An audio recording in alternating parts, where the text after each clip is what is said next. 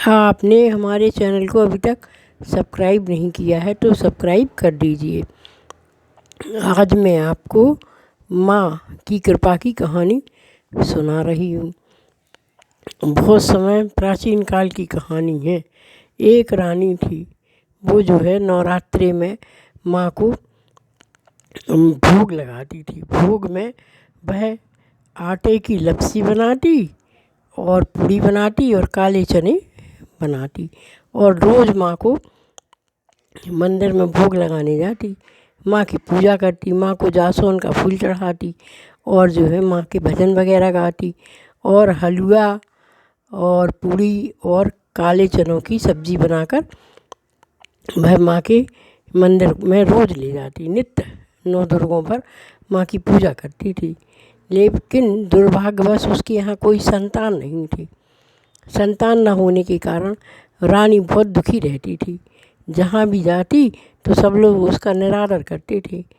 उस रानी निर्वंशी थी, उसके संतान नहीं थी, तो सब लोग कहते कि रानी का मुँह देखने का धर्म नहीं है।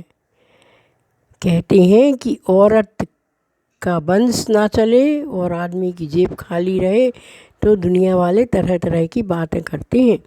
हे माँ, किसी औरत की जो है निर्वंशी मत करना, सबको संतान देना और किसी भी पुरुष की जेब कभी खाली नहीं करना। उनकी जेब में पैसे होना बहुत ज़रूरी है। रानी बहुत दुखी रहती थी। अब क्या करती? अब राजा ने कहा, रानी हमारे यहाँ तो औलाद ही नहीं है। रानी ने कहा, नहीं महाराज, कुछ दिनों में औलाद हो जाएगी। एक दिन रानी ने खबर भिजवाई कि महाराज, आपके यहाँ बच्चा होने वाला है। राजा बहुत खुश हुए। राजा ने चारों तरफ मिठाइयाँ बंटवा दी। अब रानी ने क्या किया कि राजा से कह दिया कि पंडित जी ने कहा है कि आपको अभी मुँह देखने नहीं मिलेगा, जब जो है राजकुमार की शादी होगी तब मुँह देखना पड़ेगा। तो राजा बोले ठीक है। कुछ खराब ग्रह रहते हैं जिसमें पिता अगर बच्चे का मुँह देखता है तो पिता की अकाल मृत्यु हो जाती है। राजा ने कहा ठीक है भैया, इतने सालों हुए ही नहीं, अब तो कम से कम है।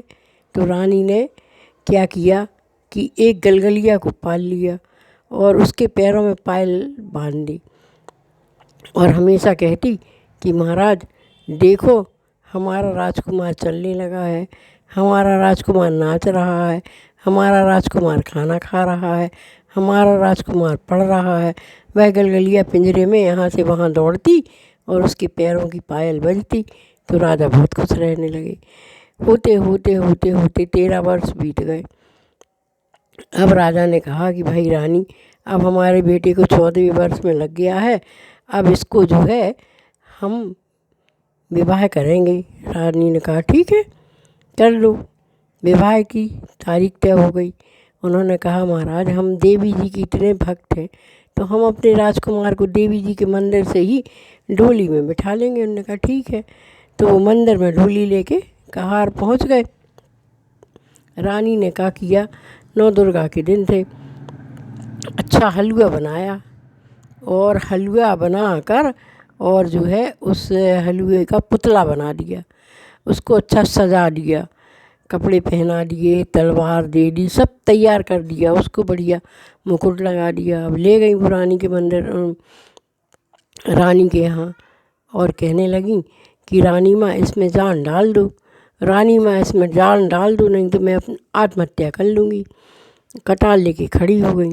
तभी देवी जी की कृपा से एक जो है कुटिया आई। रानी तो आंखें बंद किए थी, एक कुटिया आ गई और उस लपसी के लला को ले गई। अब तो रानी बड़ी परेशान हुई। अब कहने लगी, माँ अब मैं मर रही हूँ, क्योंकि मेरा लपसी का लला लौटा दो। आप उसमें जान नहीं डाल सकती तो नहीं डाल सकती, मैं तो उसी में रख दूँगी, उसी को रख दूँगी, अब मेरा लपसी का लला लौटा दो। रानी ने कटार निकाल ली और मारने के लिए तैयार हो गई। अपने जैसे ही सीने में कटार लगाने लगी तो देवी माँ ने निकली और उन्हें हाथ पकड़ लिया और उन्होंने कहा, भाई तुम्हारा लपसी का लला था ना, चलो अब वो तो कुटिया ले गई और उसने खा भी लिया, वो तो उसके पेट में ही चला गया। हम आपको एक सुंदर सा बालक दे देते हैं। तो देवी जी ने रानी को एक सुंदर सा बालक दे दिया। रानी उस बालक को जो है अच्छा बढ़िया सेहरा बांध दिया और जो है डोली में बिठा दिया। राजा झट से बारात लेके पहुंच गए। उन्होंने कहा कि हम भी राजकुमार का मुख देख लेंगे। टीका होने लगा, सेहरा हटाया गया, राजकुमार बहुत सुंदर थे। राजा ने देखा तो राजा खुश हो गए और जल्दी से शादी करके अपने घर आ गए। रानी ने कहा महाराज पहले दूल्हा देवी जी के मंदिर में जाएगा, फिर हमारे घर आएगा। पहले हम अपने लड़के और बहू से हंटा लगवाएंगे, माँ का सम्मान करेंगे, क्योंकि माँ की कृपा से हमारे यहाँ बच्चा पैदा हुआ था। और उन्होंने कहा ठीक है। तो उन्होंने जल्दी से पंडित को बुलवाया और हल्दी वगैरह रखी और पूड़ी अठवाई बनाई, लपसी बनाई और काले चने का साग बनाया। और राजा दोनों डोला, राजकुमार का डोला और राजकुमारी का बहू का डोला देवी जी के मंदिर में पहुंच गया। और उन्होंने देवी जी के मंदिर में जाके देवी जीवन का पूजन करवाया लड़का बहू से और नारियल फोड़ा, उनको पूरी सब्जी खिलाई और उनका हलवा जो माँ को बहुत प्रिय है, आटे का हलवा माँ को बहुत प्रिय है, उसका भोग लगाया और अपने बहू बेटे से हंटे लगवाए। जब से यह नियम हो गया है कि जो भी देवी जी के मंदिर में जब पहले बहू और लड़का ब्याह के आए तो सबसे पहले देवी जी के मंदिर में ले जाओ, अपने इष्टों के मंदिर में ले जाओ, अपने घर के दरवाजे सब जगह जो है अपने लड़के बहू के हल्दी के आटे लगवाए जाते हैं, जिससे कि उनकी जोड़ी सदा सुखी रहे। हमें जो है सबसे पहले भगवान का आशीर्वाद और देवी माँ का आशीर्वाद लेना चाहिए। इस तरह से रानी के यहाँ खुशहाली आ गई, रानी के घर नाती पोता हो गए।